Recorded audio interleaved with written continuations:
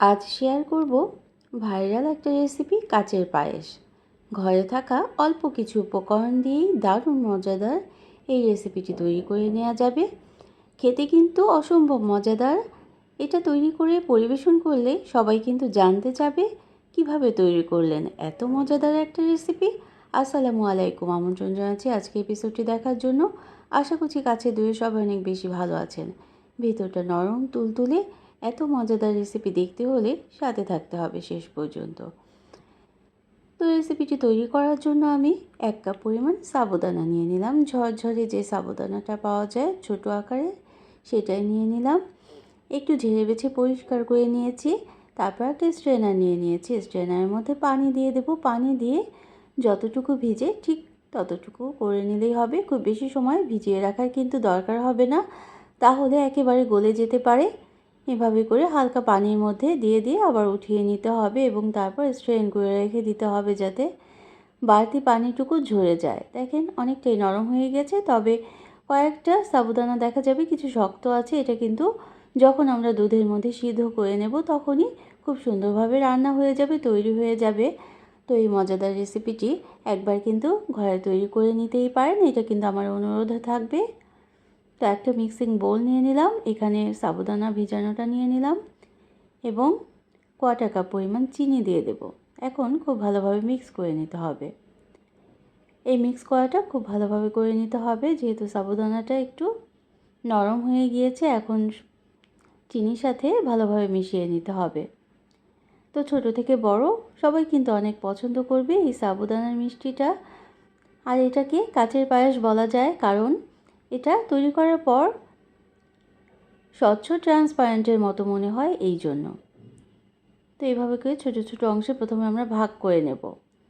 প্রতিটা বল যেন এক সমান হয় সেটা কিন্তু খেয়াল করতে হবে, তাহলেই কিন্তু এই পায়েসটা খুব সুন্দর হবে দেখতে।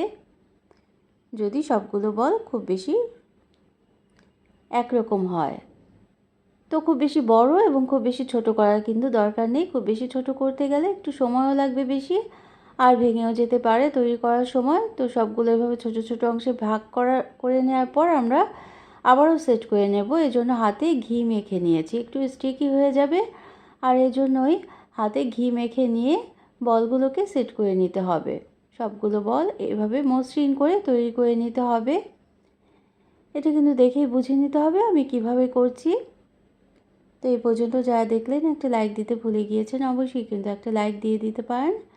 প্রয়োজনে কমেন্ট করতে পারেন আর শেয়ার করতে পারেন ফ্রেন্ডস অ্যান্ড ফ্যামিলির সাথে। আর যারা প্রথম ভিজিট করছেন তারা চাইলে চ্যানেলটিকে সাবস্ক্রাইব করে বেল বাটন প্রেস করে অল অপশনটা সিলেক্ট করে সাথে থেকে যেতে পারেন। আর যারা সাথে আছেন তাদের জন্য রইল অসংখ্য অসংখ্য অসংখ্য ধন্যবাদ। তো এইভাবে করে আমরা সবগুলো বল খুব ভালোভাবে সেট করে নিলাম। একটু প্রেস করে করেই সেট করে নিতে হবে, আর তাতেই কিন্তু দুধের মধ্যে যখন আমরা দেব তখন কিন্তু ভেঙে যাবে না। এখানে 3 কাপ পরিমাণ দুধ নিয়ে নেব। 2 টুকরো এলাচ, 2 টুকরো দারচিনি দিয়ে দিলাম। দারচিনির এলাচের গুঁড়োটাও দিতে পারেন, আবার কোনো ফ্লেভার না পছন্দ হলে নাও দিতে পারেন, তবে এলাচের ফ্লেভারটা কিন্তু ভালোই লাগে।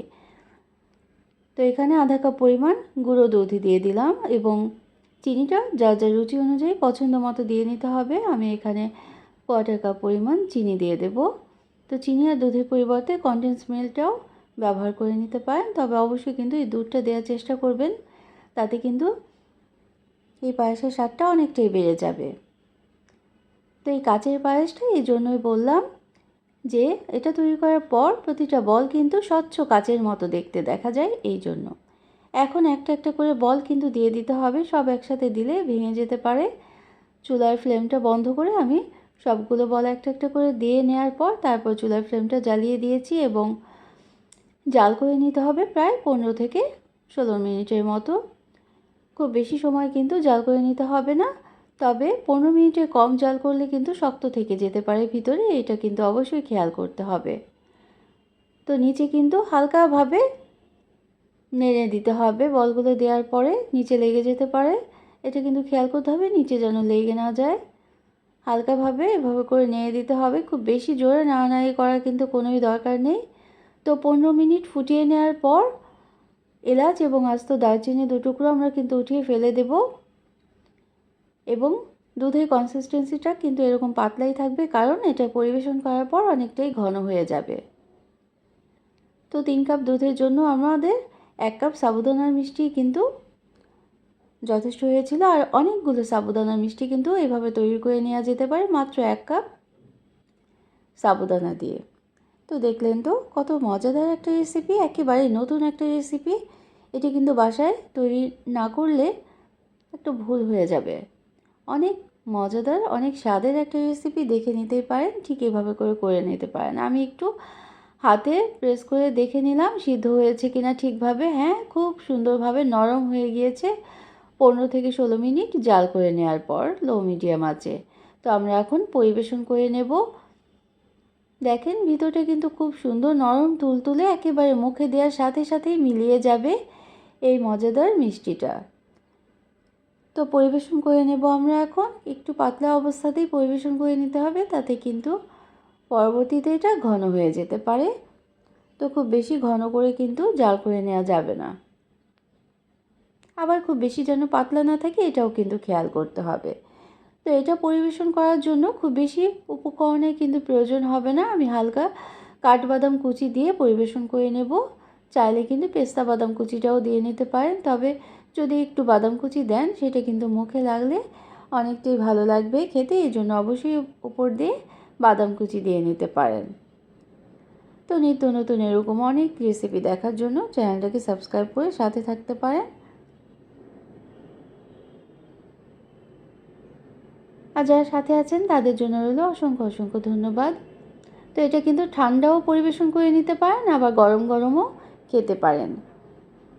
তো নতুন কাউকে যদি এটা পরিবেশন করে দেন তাহলে কিন্তু অবশ্যই জানতে চাইবে যে এটা কিভাবে তৈরি করলেন, আপনার হাতে কি ম্যাজিক আছে? আর এই প্রশংসা পাওয়ার জন্য অবশ্যই একদিন এভাবে করে তৈরি করে নিতেই পারেন। আমি হাতে একটু প্রেস করে দেখিয়ে দিচ্ছি এটা কতটা নরম তুলতুলে হয়েছে। দেখলেন তো, একেবারে স্পঞ্জি একটা মিষ্টির মতো। ছোটরা কিন্তু চকলেট খেতে অনেক পছন্দ করে, তার পরিবর্তে যদি এটা দেন তারা কিন্তু অনেকটাই পছন্দ করে খেয়ে নেবে। তো সবার জন্য অনেক অনেক শুভকামনা রইল। সবাই অনেক বেশি ভালো থাকবেন। আমরা সবাই সবার জন্য দোয়া করব। অন্য কোনো দিনে অন্য কোনো রেসিপি নিয়ে আসবো ইনশাআল্লাহ। সেই পর্যন্ত থ্যাঙ্কস ফর ওয়াচিং। আল্লাহ হাফেজ। আসসালামু আলাইকুম।